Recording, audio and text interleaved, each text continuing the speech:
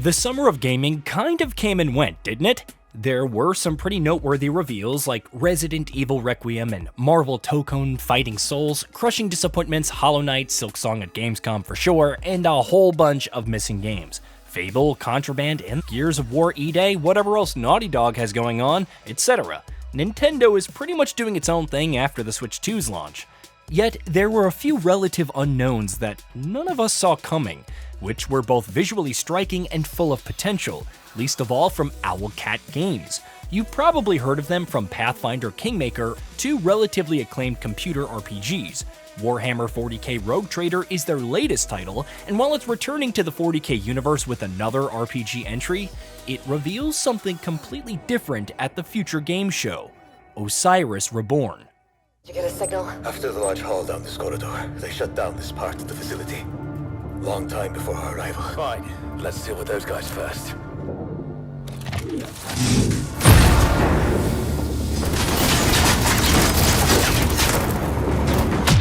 More specifically, the Expanse Osiris Reborn. It's based on Alcon Entertainment's critically acclaimed television series, itself based on the acclaimed novels by Daniel Abraham and Ty Frank. The reveal trailer saw a frigate, the Gemini, venturing through an asteroid belt on a rescue mission for someone who stuck their neck out for his crew. It has that cliched line about a man with a hammer and nails, but there's a gusto about engaging in this mission. Time to say, "Oh ye with our hammer," as the frigate barrels rolls into the asteroid, firing all the way. From there, it's a trapeze through the space station, battling enemies in zero gravity and employing drones and shields in a tight situation, before eventually reaching their quarry. The problem is they're infected by some mysterious substance perpetuating throughout the room. Brace yourselves. We're going for a spin.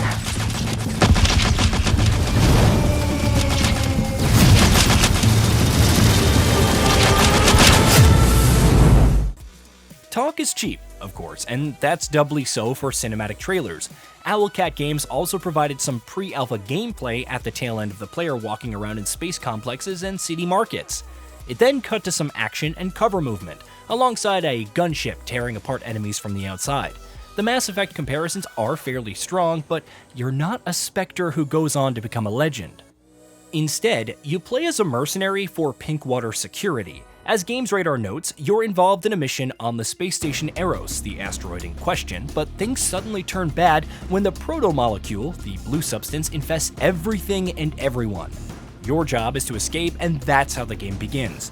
However, the ramifications of the infestation are felt throughout, given the event's significance in its source material.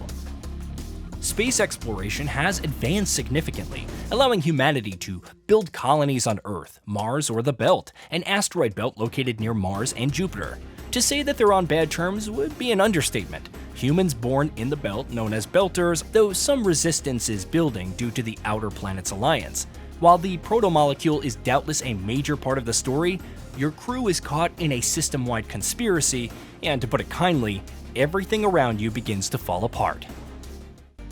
While there isn't too much about the challenges that your crew will face, the Expanse's setting is pretty intricate, with all kinds of conflicts and notable events. You can choose from the three main planets, Mars, Earth, and the Belt, for your origin, and recruit companions to your cause.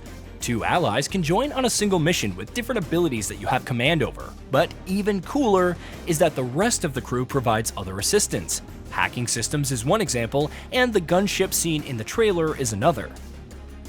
Everyone is packed together in the frigate, and your decisions will determine not only how these relationships pan out, but also the long-term consequences on the story.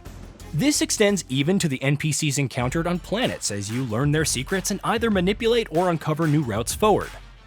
As stated earlier, however, talk is cheap. The Expanse as a setting is exciting, no doubt, and the initial setup has the potential for a great story, but we need to see more of, well, everything before passing any judgment.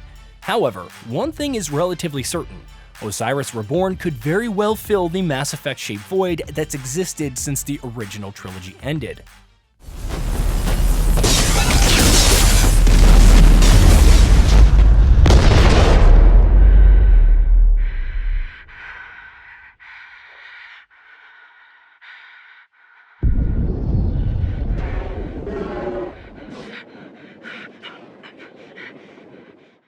It has all the ingredients in place, and some new ones that could evolve encounters beyond the third-person cover-based shooting scene in BioWare series.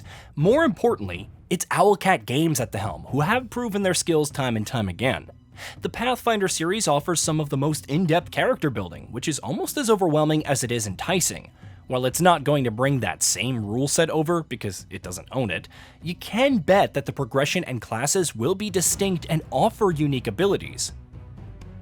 It's known for delivering some incredible companions alongside top-tier writing, where your decisions matter. Granted, a third-person action RPG is new ground for the studio, and its releases are known to suffer from extensive bugs. Nevertheless, all its titles have received extensive post-launch support and patches to smoothen things out, and even added some new features. On top of all of this is the fact that we may not see a new Mass Effect anytime this decade. BioWare has been in shambles ever since releasing Dragon Age: The Veilguard, and even much before that with Mass Effect Andromeda and Anthem. The Mass Effect team is still relatively small, announced as being in the early stages of development back in November of 2022. It hadn't scaled into full production as of January 2025. The studio has since been restructured, but at this point, your guess is as good as ours on when the next Mass Effect could launch. And after everything that the studio has put out over the years, with Electronic Arts also doing its part to royally screw over the teams, it's a miracle if it even turns out good. There are still many unknowns at this point about the Expanse, Osiris Reborn, and more than a fair bit of expectations. The quality of combat, the companions, the settings, and levels that players will explore, how the story pans out, the extent of one's choices, even the voice acting is something that could make or break a game. In this era of high-quality role-playing games, it's not easy to create a sci-fi action RPG, much less one based on an established property. However, there's a growing desire among role-playing games for the same, especially one that offers memorable companions and squad-based gameplay a la Mass Effect. Presenting a unique spin will also be important. The Expanse Osiris Reborn is still holding its cards close, but if it can capture a hint of the magic that the original Mass Effect had to offer, it could very well mean a brave new era for similar titles. When we'll see more is a different question entirely, but the fact that it's not in the realm of improbability is already a lesson that BioWare and EA could learn from.